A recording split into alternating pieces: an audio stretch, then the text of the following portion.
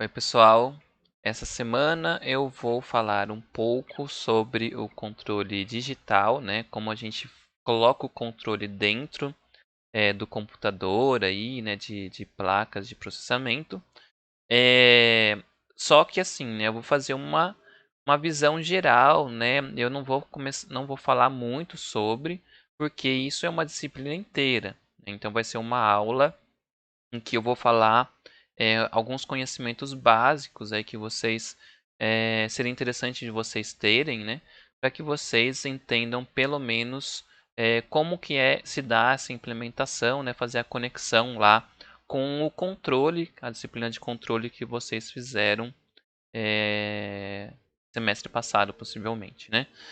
É, então, como eu falei da amostragem, então eu vou falar um pouco mais detalhado agora, né? Eu falei dos conversores e como que a gente se conecta aí com o computador, né? Então, o sistema físico real aí que a gente vai ter contínuo, a gente vai ter uma planta, né, que vai gerar uma saída, que é uma variável que a gente quer controlar, né?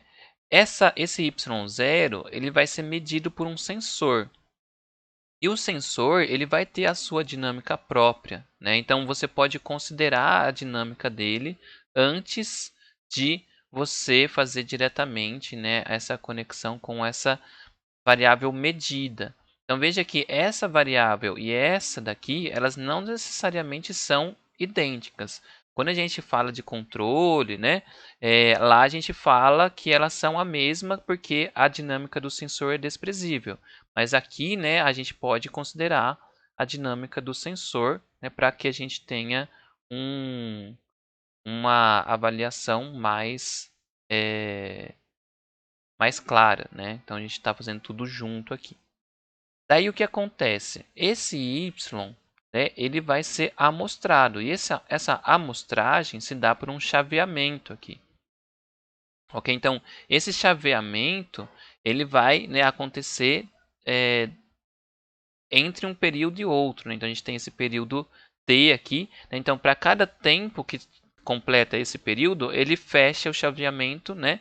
E aí dá o valor para o conversor aqui. Então, o conversor, né, o analógico digital, vai receber esse valor atualizado dentro de um determinado período, certo? Então, tem um período ele vai ter um valor, no outro período ele vai ter outro, né, e assim por diante. Então, ele vai ver alguns valores, né, de modo discretizado. Por isso que acontece essa discretização que a gente falou, né, bastante já, que tem dentro de cada período aí, certo? Daí, esse valor que agora vai ser um valor digital, né, e também discretizado, ele vai ser comparado com uma referência. Essa referência ela pode ser contínua e ser discretizada aqui também, né, amostrada, ou ela pode acontecer diretamente dentro do computador, né? Você já faz essa referência de modo discretizado. E aí ela comparada gera um erro discreto também que passa por uma lógica aqui do controlador digital, gera uma ação discreta, né, digital também, e aí o conversor digital analógico transforma em um sinal analógico, né? Mas para transformar para o contínuo, né, a gente está falando de tempo discreto aqui, a gente tem que passar por um segurador de ordem zero, que é esse SOZ aqui. Então veja que para passar do sistema físico para o computador, a gente faz uma amostragem com um chaveamento aqui, né, e aí fecha a partir de um clock, né, então faz esse fechamento. Só que aqui do discreto para o analógico, a gente está fazendo, né, um segurador de ordem zero. Então, isso aqui a gente vai falar ainda essa semana, né, mas primeiro eu vou falar um pouco sobre o controlador em si, beleza? Então, veja que o tempo discreto, né, vai acontecer aqui no computador e o contínuo na planta aqui, né, no sistema físico, beleza? Então, de modo simplificado, a gente vai ver isso daqui. A gente vai ter um processo que vai ter a planta, a dinâmica do sensor, e aí a gente vai ter essa nossa variável y de t medida, que vai voltar aqui, né, vai comparar com uma referência e tal. A gente vai ter essa conversão do analógico digital, ok? Vai entrar num algoritmo em que vai ter essa referência. A gente vai comparar, vai fazer uma lógica e vai gerar um dado aqui que é uma ação que precisa ser convertida, né, para o analógico e aí sim ser aplicada ao processo. Todos os, né, o algoritmo e os conversores aqui, eles são gerenciados por um mesmo clock que tem o mesmo período, né? E aí eles vão funcionando de modo sincronizado, né? Sincronizadamente, ok? Bom, daqui é isso. Então eu vou falar um pouco agora sobre, né, como que a gente vai fazer essa amostragem, né? Como que o computador enxerga essa amostragem, tá? Quando eu falo lá que tem aquele chaveamento, né, ele fecha e abre, né? Então, a hora que ele dá o contato, significa que ele está dando um impulso, né? Você está dando, né, como se fosse uma batida.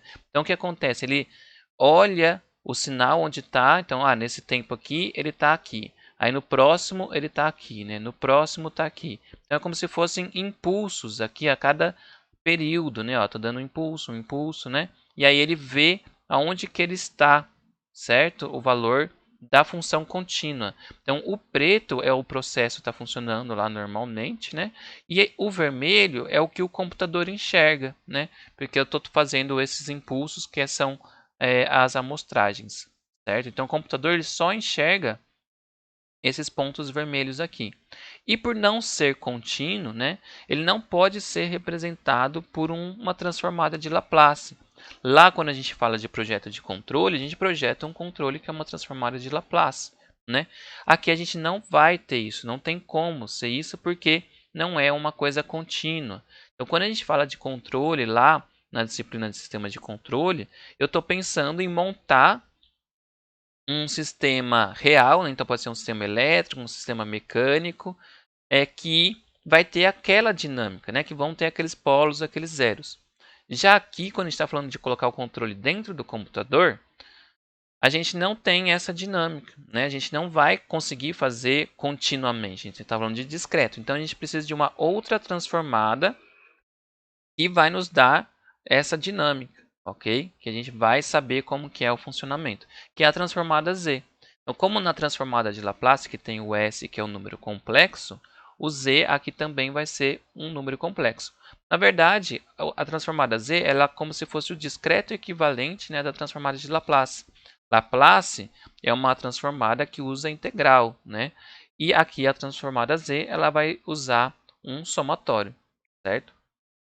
Então aqui, ó, como que se dá a transformada z, né? Então a transformada z de uma função discreta aí, né, de f de k é igual, né, a essa simbologia aqui, né, o f maiúsculo de z, que é igual a um somatório de k até infinito de todos os valores de k aqui, né, das funções, multiplicado por z elevado a menos k, certo?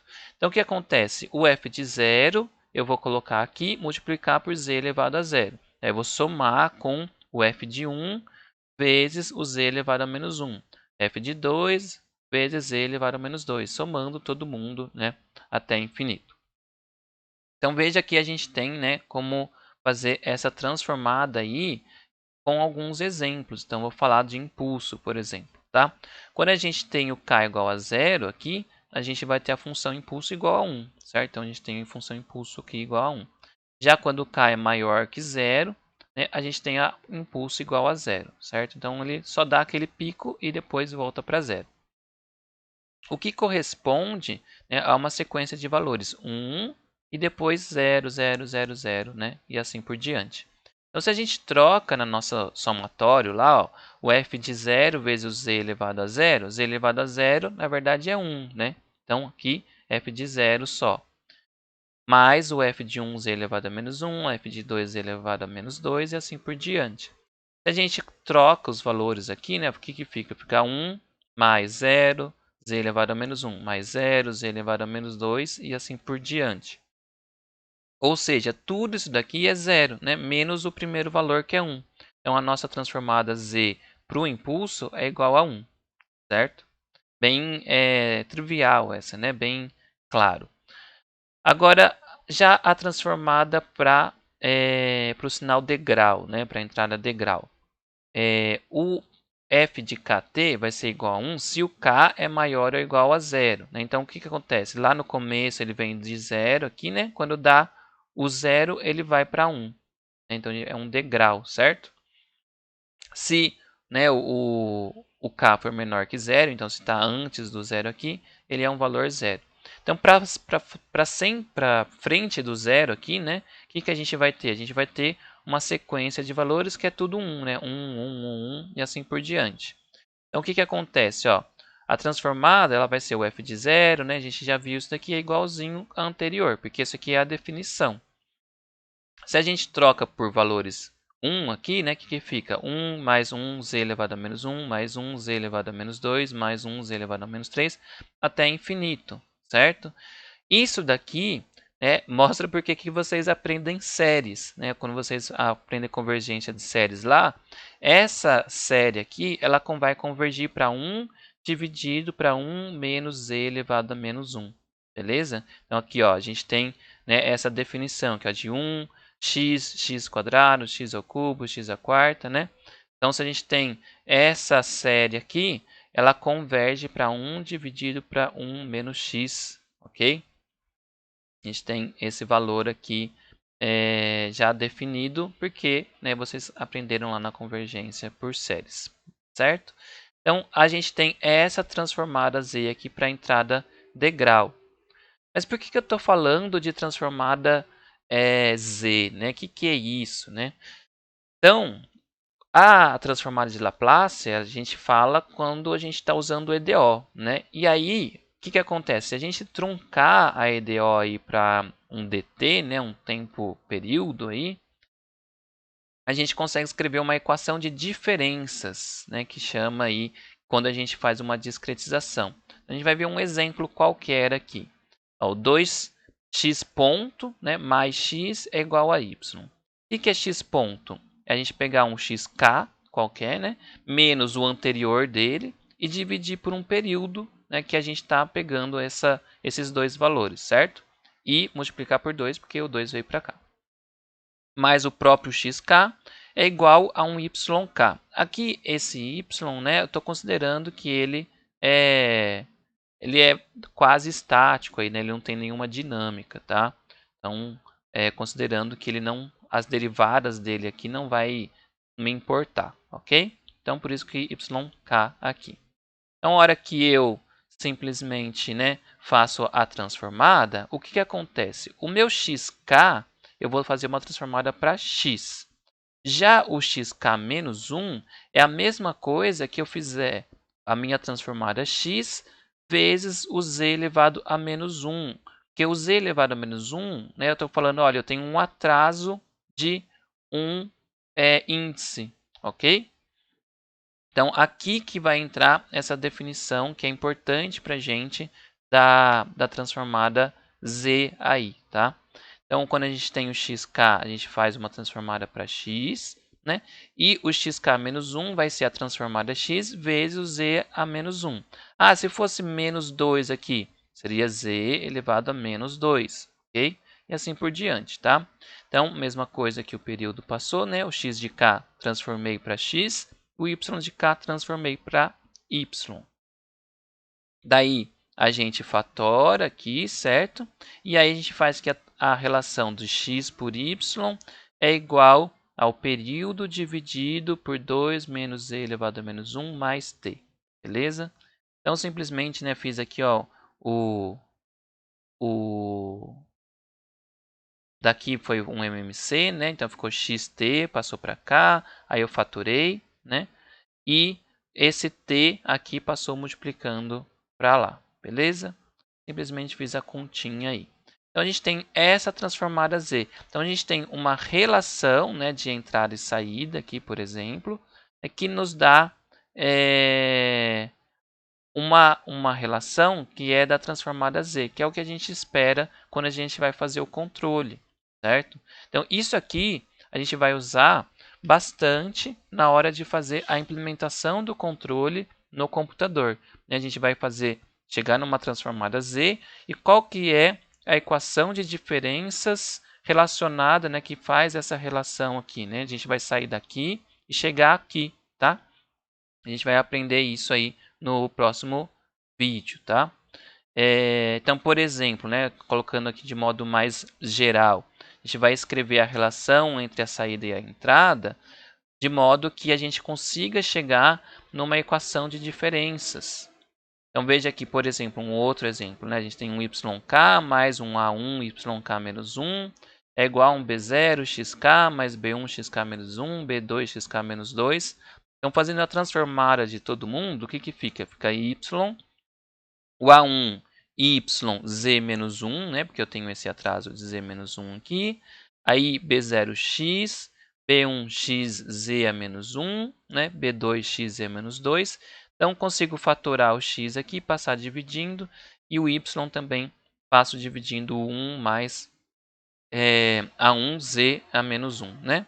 Então, simplesmente fiz a fatoração e dividi um pelo outro aí. Então, eu tenho essa relação, né, de entrada e saída, que eu consigo ver a transformada z, né? E a partir dela eu consigo fazer essa volta aqui, né, que vai ser muito importante para a nossa implementação lá do controle, beleza?